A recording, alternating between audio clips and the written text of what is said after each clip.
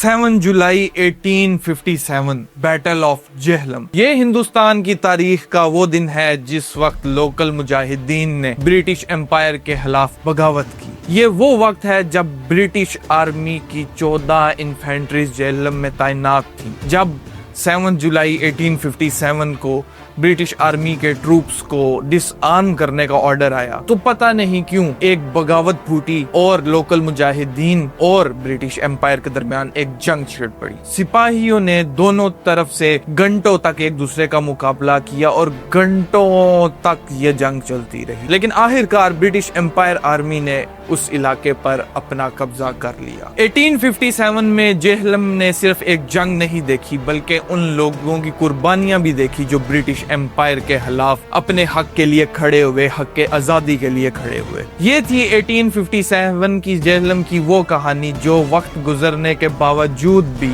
آج بھی تاریخ میں بیٹل آف جہلم کے نام سے یاد کی جاتی ہے.